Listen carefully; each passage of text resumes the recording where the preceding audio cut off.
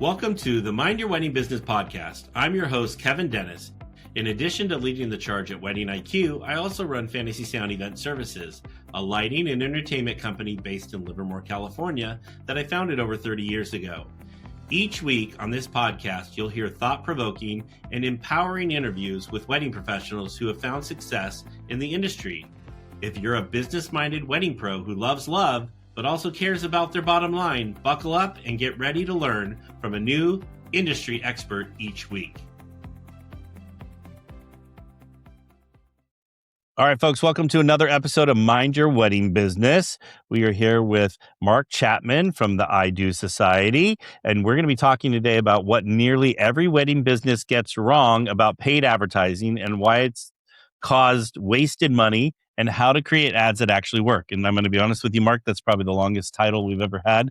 Title, sorry. No, that's okay. But I think it's important that we touch on all those because I think there's a lot of wedding businesses out there that are advertising and not seeing any return for it. Before we jump into the topic, can you tell us a little bit about yourself and how we got you here today? Yeah, quick story. Early 2000s, I was a wedding photographer, and this was a long time ago, but I was a wedding photographer. I was hustling. I was doing everything that we do as wedding business owners. I was also trying to grow my business and going to the Chamber of Commerce and B&I meetings and asking for referrals and those things. And I was working really, really hard, like too hard. I was watching my friends get married. I was like living alone in an apartment, and I was working 7 days a week, like 10 to 16 hours a day. And long story short is that I stumbled across Google Ads for our own wedding business, and I started using Google Ads, and I wasted a lot of my own money to figure it out. But I'll never forget the day that I sat across from a couple in our photography studio that had found us from a Google ad and clicked on it and visited our website and came in, and we booked that couple. And it changed the game for me because I realized like I could turn my time, I could use my money instead of my time to get leads. And other people in the wedding industry started asking for help. Fast forward, it has been almost 17 years with the I Do Society, the company that I own that focuses on paid ads. And we help businesses all around the world with their paid advertising reach and convert couples so that they can do other things that they love to do, raise their children, go on vacation and stuff like that. Yeah. So that was the quick version. Yeah. And that's it's nice when you get an aha moment like that. And it's just like, oh, and then because I don't think every business owner actually ever sees that or gets that aha moment when they're going through aha moment. It was a life changer. And I say that, like, I know people say that, but I don't say it like over dramatically. Like it really did change my life. And that's why I'm so passionate about it. And there's so many pitfalls to advertising. And I love helping people experience what I experienced. I love it. All right. Yeah. All right. You say almost every wedding business gets paid advertising wrong. What's the biggest misconceptions you see? Almost every wedding business wants to dip their toe in the water with paid ads. It's expensive. It makes sense. Dip your toe in, see if it works. But one of the foundational problem that they get wrong is that's not how couples shop. So for example, some wedding businesses are like, okay, someone I know does Google ads really well, so I'm going to have them do their Google ads for me. And they spend a bunch of money on Google ads. Couples are searching Google. They click on your ad. They visit your website. That's all well and good. But what that couple's journey looks like is actually going back to Google and looking at all the other venues in the list or all the other photographers in the list. So Google ads actually did its job. And what they get wrong is they don't realize they need to show up in multiple places multiple times as that couple figures things out and on their journey. And so dipping your toe in the water with paid advertising as a wedding business isn't really the right thing to do because you need to, if you're going to do it, you got to show up where those couples show up. And today, that means Google, that means TikTok, that means Instagram, and it really can feel overwhelming and expensive. But if you're going to do paid advertising, you've got to do it right because it's about the couple's journey, not about you and dipping your toe in the water.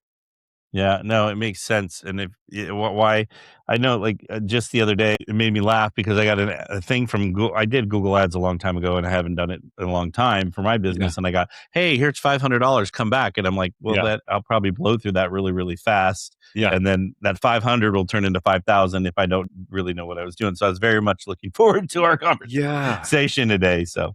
Yeah. And, that's just a gap between like Google's a business that's built for enterprise businesses like Starbucks and Target, right? But we're wedding businesses.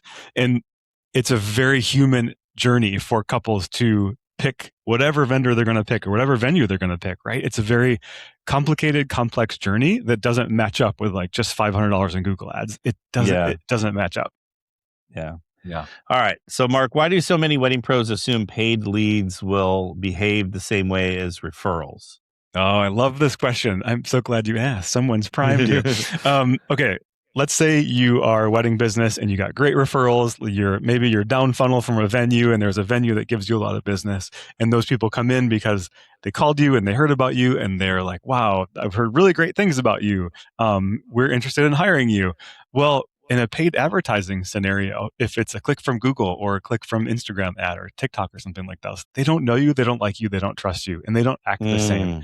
And it's okay because they don't know you just yet or don't trust you just yet, but you have to work a little bit harder to warm up those people who don't know anything about you. And it's fair that they don't know anything. It's fair that they're asking like the dumb basic questions, right? Yeah. Because they've never planned a wedding before. And this is the first time they're clicking on ads for a DJ or a photographer or whatever, right? So cold traffic from paid advertising is not the same as those warm leads. And it doesn't mean that it's bad, just a different process. Okay. The cold audience, let's go back to that. Like, how long does it take to warm them up? Is it a longer, harder process? I'm imagining it is, but because we get referrals from venues all the time. They call, they look at our stuff, get our pricing, and pretty much book. So it's an easy process. So how much harder is it with the cold? It's a lot harder, but here's the recipe. Seeing you in multiple places multiple times is important. Okay. They need to see what makes you different in multiple places multiple times. They need to see your pricing. Pricing is really important. Price transparency. I know 10 years ago it was like, don't do it, or like people were on the fence, but like I will die on the hill that no one from a paid ad campaign who doesn't know your pricing is going to call you. Yeah. So being transparent with your pricing very upfront on your website is very important. And then also adjusting your communication strategy to a cold audience. A lot of times, if it's a warm referral, people will forgive the fact that you sent them a 10-page email and they're not reading the whole thing, but they trust you already because someone referred you. If it's someone from a cold audience and they like on your website and they fill out your form and they put their phone number in, kind of assuming that you're going to text them. That's a whole conversation. We'll put a pin in that. But let's say they put the phone number in and they're giving you their phone number and you send them a 10-page long email, like you have not really met their expectations. And since they don't trust you already, they're not going to forgive the gap in communication that they feel from you. Oh. Yeah, because you really got to meet them where they are now. I mean, and I feel like today's couple, some of them are DMing you through Instagram or TikTok, and some of them are wanting to text, and so you have to meet them where they are. I think that's a big, and as painful as that is, like because I know as a business owner, I know that I've got 4 email addresses, I've got text messages, like it's crazy. That's the reality of doing business, though, especially with consumers. Yeah. Do you know Tom Chalednik from the Nod at All? Yes. Love Tom. Tom said something that stuck with me for a long time is that he said, if we continue to do our business the way we've always done it, like going back and not making any changes, we're going to be basically non-existent in 2 to 3 years because this new group of brides and couples that are coming into the market are they're different. They're changing. And if we don't change with them, we're going to become a dinosaur and, be out. It's so true. So, and you know what? We were those couples too, right? Like, I think that, I don't know how old you are. I'm 46. So like when I was in my 20s, Yellow Pages was a thing, right? Like you go down, and so businesses that we reached out to when we were a young couple, they had to adapt to us too. It's just the nature of doing business. Well, I mean, I've been in business so long that having a Yellow Page ad was a big deal, like in getting your name bolded and, and having the ad, and it was big money. It was big money, but it worked back then. Yeah. So those were the days. Exactly. So, all right, Mark, how should wedding pros adjust their messaging when they're targeting people who never heard of them before? It's all about differentiation. And what I mean by that, I'm going to use the phrase different is better than better. When a lot of wedding businesses will promote that they have the most experienced staff or like they're the best, they've been doing it forever. The concept of better is incredibly variable in people's brains. Like better could be up here or better could be down here. You don't know what better is to that couple. And also it's not a very good argument. So great marketing actually shows what makes you and tells what makes you different. There's a guy, his name's Pete Martin, and he wrote this book about businesses that grew really fast and really solidly. And he studied thousands of businesses, small businesses, big businesses. And what he learned from his in-depth study of all these businesses was that businesses who shared what made them different, not who talked about what made them better, those who talked about what made them different grew better and grew faster and more solidly than other businesses who were just like, oh, we're better than these guys, because better is so subjective. So the takeaway is, I know it's high level, but you can think it through, put it in ChatGPT. Different is better than better. So differentiate yourself. Tell people what makes you completely unique. Tell your story out there. And it just, I don't know why this popped in my head, but I just got back from the Knot Gala with my wife, and I went to the Knot Gala, and we spent an extra day in New York goofing around, and everywhere you walked was, this is the best pizza or the best bagel. And I was like, how many can there be? Yeah, I was like, after we walked by like about 10, I was like, man, they're another best pizza. This is good pizza here. Yeah. So it just made me laugh. So have you ever seen the movie with Buddy the Elf? I forget. It's called Elf. Yeah. He's walking around New York, and he sees this neon sign that says "World's Best Cup of Coffee," and then he gets a date with the girl. He takes the girl and blindfolds her, and he's like, "What is it?" And she's like, "It tastes like a crappy cup of coffee." Yeah, I do remember that. So like that was such a poignant example of like it. You can say what you want about being better, but that's so subjective. Want to do more than just listen to the conversation? We're always looking for wedding pros to join us as a guest on the Mind Your Wedding Business podcast. If you have insight, experience, or lessons to share, we want you behind the mic. Apply to be a guest and come mind your business with us. So what are the most common mistakes that cause wedding businesses to waste money on ads? Yeah. I mean, I'm going to come back and die on this hill of like only doing one ad platform. Okay. The correct way to do it would be honestly like get Google ads up and running, as well as Instagram ads at least. I'm going to say Meta. Meta is Facebook and Instagram. So use Meta ads, use Google ads, making sure that couples see you on Google, making sure that they see you on Facebook and Instagram, because when they see you in 2 or 3 different places over the course of a few weeks, that is going to be the recipe for them understanding what makes you different and feeling more comfortable with you if they don't know you already. Even better if they already know about you from a referral source, and then they start seeing your ads and they're like, wow, this company is the bomb. Like they're everywhere. I've heard about them in person. I saw them when I searched on Google. I saw them all over Instagram. There's a subconscious sense of like trust when people see you in multiple places like that. They're like, they must really have their stuff together if they're all over the place. And so that isn't necessarily like a detailed takeaway of how to nuance an ad campaign, but it is foundational that I think most people who are listening are really going to benefit most from, is when they accept the fact that one ad platform isn't going to be enough to make the difference. Yeah. Yeah. So now, like, I guess the elephant in the room, AI, like like is that blowing everything up or changing everything? Like how do you adjust to having, because there's no paid, you can't pay to be on any of these platforms, correct?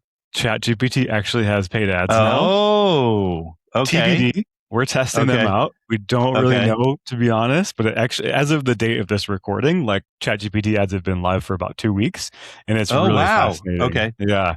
So, and the ChatGPT ads are shown to people who are using ChatGPT's free version or ChatGPT Go, which is an $8 a month version.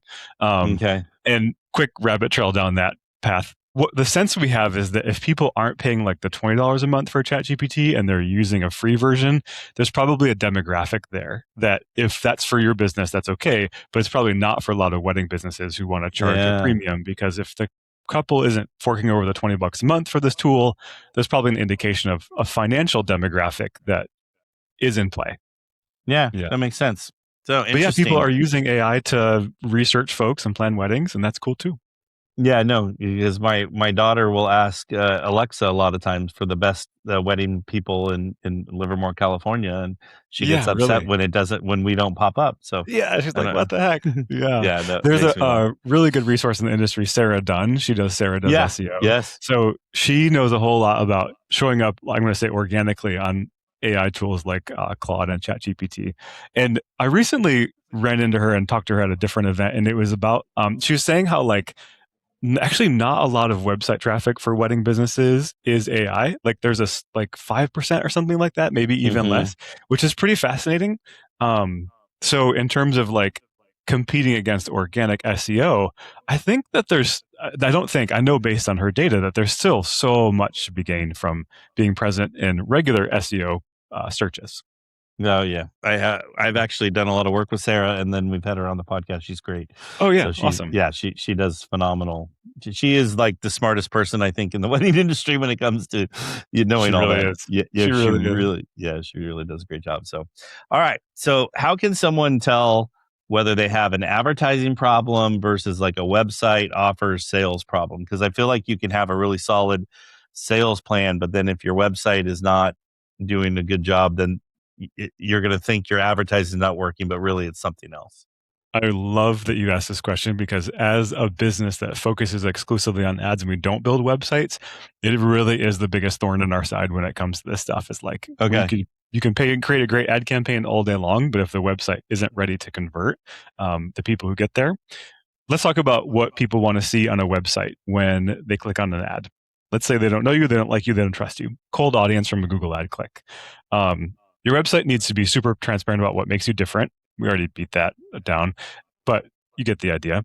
What makes you different has to be the headline, not like, don't have a fluffy headlines like the beautiful wedding of your dreams. Like, screw all that. Who are you? Where are you? What makes you different? Like, be super simple and straightforward. Your website has to be really clear on a mobile device.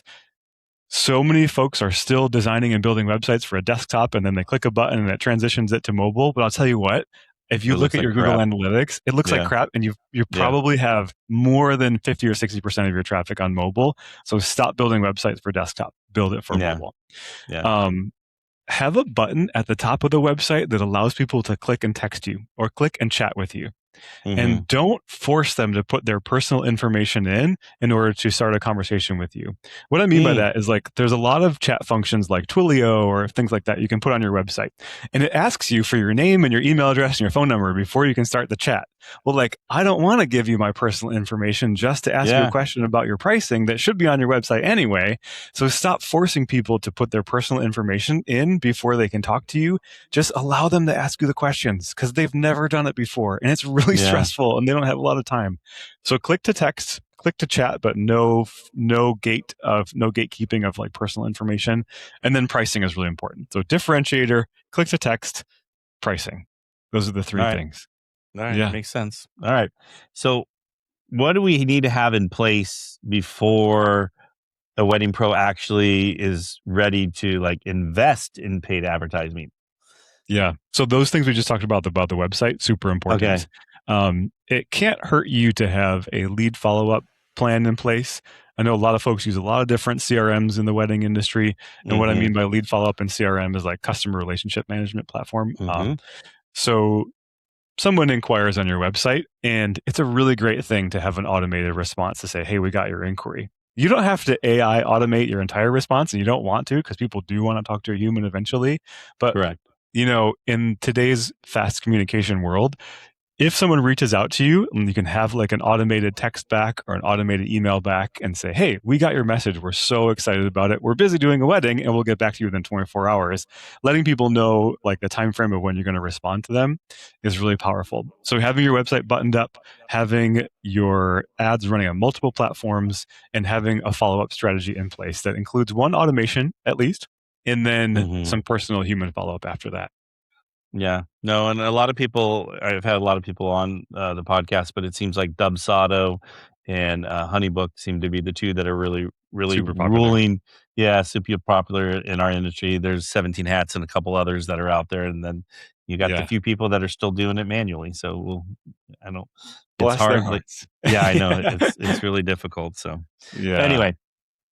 All right, Mark, what role does like a landing page play? Like, is that necessary to have for an ad or just good old website and the success of the campaign? Does that landing page do anything?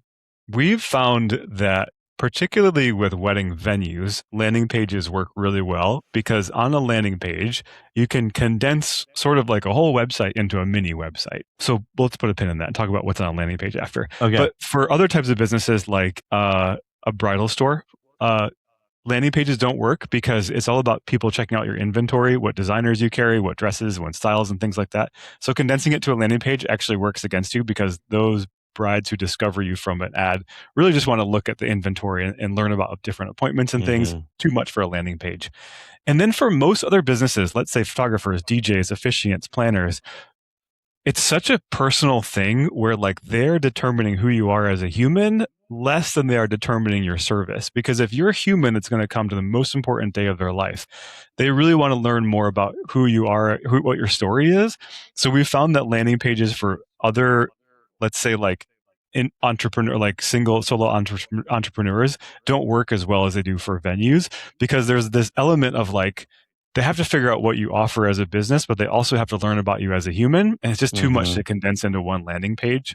So with a venue, you can put on the venue landing page images of the space, images of the building. You can put testimonials. You can put answer questions in a bullet point format, like what's your alcohol policy? Are you all inclusive? Like, so that actually works really well for venues to condense it down. But for other businesses, it's better to send them to your main website. That's interesting. I would have never in a million. Yeah, I would never have thought of that, but it makes sense. So, and that's based on like $30 million of advertising data that we've managed each year. So it's not my opinion. Like, and I want to share that too. Is like everything I'm sharing is like this is data. This isn't necessarily how I would do it or did it in the beginning, but we're just sharing based on data. Yeah. All right. Well, speaking of money, how much should someone budget realistically? You know, before they can expect a meaningful results. I want $1,000 a month. I want you to budget $1,000 a month. And I know for some business, for some folks, that is a lot of money. But I promise you, if you don't reach couples multiple times in multiple places, that you're going to spend that $400 a month and you're going to be like, advertising doesn't work, and you're going to turn it off. Yeah, it sounds crazy, but I'm going to be honest with you. I was expecting that number to be higher. So okay, yeah, cool. Yeah. No, I thought you'd have to spend like $2,000-3,000+ a month to see results, but So thousand seems reasonable to me. So. There is a relationship between geography and budget too, though, right? Like you can't target. Let's say you live in Toledo, Ohio. You are going to spend that $1,000 a month on a 15-mile radius around your business if you live like in Toledo or whatever. But if you're trying to target the whole state of Pennsylvania, like $1,000 a month isn't going to do that. So smaller budget, smaller geography, and that's the recipe. That makes sense. So like I'm in the Bay Area, but instead of targeting the entire Bay Area, target like a smaller reach around there, and that'll probably be more successful because I'm just imagining ads in San Francisco are a whole lot more than ads out here in Livermore, which is, we're 45 minutes east of San Francisco. So, and there's more people, there's just more couples. And so if the goal is to reach them multiple times in multiple places, you can only have a certain number of couples in a geographic area that you're going to be able to reach with $1,000 a month. Wow. Yeah, that makes sense. Yeah. All right. Math. Now, how do we, math, it's a lot of math. Well, speaking of metrics, like how should we be looking at all this, paying attention, which ones do we obsess over when it comes to metrics, and what really doesn't matter? Every one of the platforms has conversion tracking, it's called. So you set up tracking on your website to measure, did someone click an ad and take an action? Conversion tracking is really important to pay attention to because it tells you how many leads did I get from this ad campaign. It's tricky in our industry though, because like we talked about with Google, someone may click on a Google ad and then go back to Google and look at all the different things. And then later on, they click on your Instagram ad and they did convert and filled out your form or texted you or whatever. So Google deserves some of the credit, but it's not going to get the credit. And Instagram's going to take all the credit. They're like, look at us. We did an amazing thing. It's just a function of how couples shop and the fact that Meta and Google are not friends, and that's okay. So, but you can track. It's not perfect. A lot of people have privacy settings as well, so you can't track them if they don't want to be tracked. But you can look at and learn numbers of conversions as sort of like a bellwether of like whether this campaign is doing anything for me or not. So that's really the most important thing. And then other metrics would. One other one, which is really like an old foundational metric, is click-through rate. It's the ratio of how many times someone saw your ad versus how many times someone clicked on it. The higher, the better. If no one's clicking on your ad and you have a low click-through rate, it means whatever you're sharing in your ad, like it isn't enticing to people. So click-through rate and conversions really are two foundational ones that are just top level to pay attention to. Want to share your expertise with the wedding industry? Wedding IQ is written by wedding pros for wedding pros, bringing real insight, education, and experience to the forefront. If you have something to say and a passion for helping others grow, we'd love to feature your voice on the blog. Head to weddingiq.com to learn more about becoming a contributor.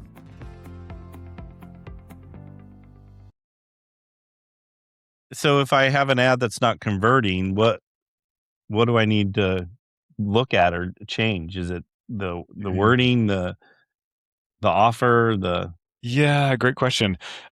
I think the short answer to that complicated question, because you can test anything, what people really need to know is that right now, if it's an ad on Facebook, Instagram, TikTok, or any other platform that has video ads are really important. If it's a Google ad, it's a little bit more difficult because you only have a tiny bit of text. So let's spend some time on video ads and talk about those on Facebook, Instagram, and TikTok. Okay. Let's say you are a DJ, planner, wedding photographer, someone who doesn't have like a physical space and you provide a service. That video needs to be your face. They're not going to invite you to the most important day of their lives and pay you a whole bunch of money if they don't know what your voice sounds like, see what your face sounds like, and kind of get a sense of what you value and who you are. So face-to-camera videos are really important. If you're a physical location, like a wedding venue or a bridal store, they need to know, what does that venue look like? No close-ups of cakes. Don't do close-ups of like table settings and things like that. What does the building actually look like? I'm not going to go tour a venue based on pictures of cakes and table settings. I'm going to tour a venue based on what does the space looks like. Is there a view of a lake or something like that, right? So show video tours of the space. And the same thing with bridal. Interestingly, like brides want to see dresses in those ads, but at the same time, they also don't want to invite their mom and their bridesmaids and all these people to a thrift store. They want to see that it's a really nice space that you've created for them to have their bridal appointment. So showing the space is really important in video ads.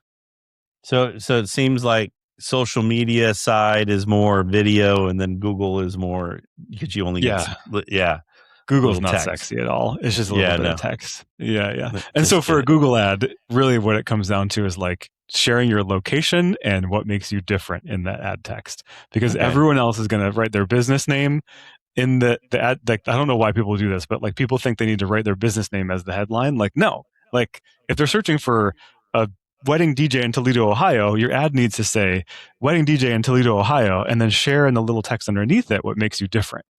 Because that means they like typed a keyword in that was like wedding DJ Toledo, Ohio, and they found exactly what they were looking for in the headline of your ad when you repeat that keyword in the ad. Don't write your business name. So then when it comes to that, do you need a bunch of different keywords that you're like, are you doing ads on multiple things, one thing? Yeah. I'm imagining there's lots of campaigns. It depends on how big your business is, right? Because if it's like, if you're a wedding DJ and all you do is weddings, amazing. Like you really only need one keyword and then Google takes care of the rest. But if you are a business that has like, multi-service business that like maybe you do photo booths, maybe you do all the other things, right? So you could create ads for all of the different types of services that you offer. If you're a venue, you could do ads for like corporate events and things like that. But I will be honest with you, when it comes to paid advertising and like corporate events and other things, the decision making behind corporate events and non-wedding events is done by multiple people. So you have a lot more layers, and that time frame of like when they see the ad and click on it and when they actually convert can be a lot longer. Whereas despite all the like issues of couples taking a long time to figure out what to book, at least it's like one or two people that's making the decision. So it's shorter. Yeah. All right.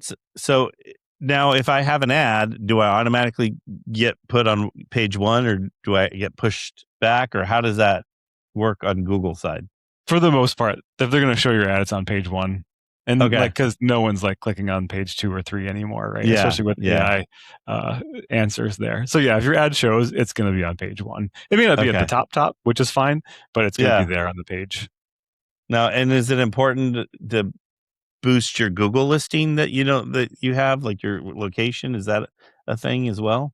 When you create a Google Ads campaign, there's an option for you to link your Google business listing. And what that does is if someone searched with a geographic term, it may show the map and it may have your pin on the map more prominently than other businesses. And what's great about that is people don't feel like that's an ad. They're like, oh, this is just the map. So they go over your business profile and they click on your website or your phone number or whatever, and they just interacted with your ad, but they didn't feel like it and they didn't know. Oh, It's awesome. that's a good way to cheat the system, like Yes, make it feel exactly. more organic than like we're forcing it down your throat. So Exactly. yeah, I like that. Great So question. are there certain kind of business types for wedding industry that tend to see stronger results from paid advertising than others? Folks who are more at the top of the journey, top of the funnel, beginning of the journey, it works great for wedding venues all day long because Okay. that's like, first thing, typically a lot of times, like one of the biggest things people book and they book it sooner. Wedding dresses as well, because I know that's just the journey of the couple, right? They start with the Yeah, venue and I was going to dresses. say it's usually the Yeah. dress and the venue is where they're going first. Yep. So, And then when you are maybe photographers, because there's engagement photos and things. yeah. So say I'm a wedding planner and I really want to work at venue X. The journey's taking a long time.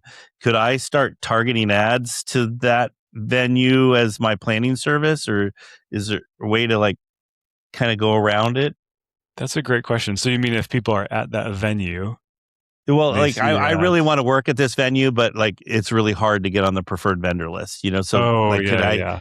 can I create an ad for that venue to maybe where I'm starting to get work there? Like the people at the venue to see your ad or the couples? No. Just the clients that are getting married there. Oh, I get it. I get it. Yeah. Let's walk through that. Okay. So let's say you're a wedding planner and you're going to run a Google ad, and you want your Google ad to show up when people search for lakefront wedding venue in Toledo, Ohio. We'll use that example again. If they search for a venue, they're looking for a venue during that search in that moment. So if you try to Okay. distract them as a wedding planner and you bring them to your wedding planning website, they might click on the ad because they're curious, and you could have a whole great page about how amazing work you do at lakefront wedding venue. But at the end of the day, they intended that search to be finding a venue and to book a Okay. venue. So you've connected with them, but you've sort of wasted your money. Well, and it makes sense because I was like, is there a way to cheat it? But I don't think there's a way to cheat. But I cheat love it. that way of thinking, right? Because Yeah. maybe somewhere in there is a way of Well, doing yeah, it. and I thought because there's a venue in my area that's really difficult to get on the preferred vendor list. Thankfully, our company is on the preferred vendor list, but I have so many people going, they're so jealous that we're on that preferred vendor list, and I'm like, well, just be nice to them, and Yeah. maybe you'll get, Yeah. it kind of happens. But I'm like, in my head, I was like, that would be a good scenario. Like, could you target their clients, Yeah. that they have? So the nope. clients are talking about you. Yeah. Yeah. I've never seen it work where when you're trying to divert someone to do something different than they intended to do Yeah. in that moment. Makes sense. Yeah. No. Yeah. All right. So speaking of failing, like I just failed right there. So if someone's listening has tried ads before, felt like they failed, what would you recommend they do differently? Well, we've talked a lot about budget. We talked a lot about strategy here. I would say reframing. The failure is like just not understanding the couple's journey and not being realistic about the fact that if people don't know, like, and trust you, they aren't going to call you. And so you have to do your job if you're going to pay for ads to build that know, like, and trust. So through your website and through having the right budget and through showing up multiple times, there's no way to circumvent the natural process of people planning a wedding. And you don't want to. You don't want people to jump the gun. So. Yeah. Yeah, you really don't. It makes sense. Well, and then obviously we need to hire someone like yourself to help, make sure you're Please doing it do. right. Yeah, all day long. Yeah. All right, Mark. I learned a lot about Google Ads. I don't know. I mean, I really appreciate everything. I learned there's more. You got to show up in multiple spots. You got to do what makes you different. I think. I mean, it sounds like those are the big ones. It's multiple spots and what makes you different. And then I think it sounds like you're off to being somewhat successful. So that differentiation bit too, Kevin, plays out not only in ads but every area of your marketing. And I hate getting on this. So I'm getting on the soapbox again, but it's just like it's so important to differentiate yourself. And sometimes, myself included, we're too close to our own business to understand what makes it different. And so we say better, we say these things because we know we can say those things easily, but digging in to find out what makes you different is really, really important. And it is unique to each person. And there is something about your story or why you do what you do that is why you're different. Spend some time. dig into that. It'll make a huge difference. And it's really, that's a big thing. You know, we know everything about our business. We know everything. We know all the acronyms. We know all the different things. But when you're someone from the outside that don't know, I just recently did a site survey with a company for a corporate client, and they were using all these acronyms. And at one point, I'm like, guys, I don't speak your corporate acronym language, so help me help you. You know, like let me in. You know, let me in. But you know, that's the kind of thing. It's just like I think we all, when we get into it, we get so focused on our internally that we don't look external. So true. It's so true. We're trying to be efficient and do a great job. No. Well, that's the world we live in today. So it's faster is better. So, all right, Mark, where can listeners learn more from you and connect with you?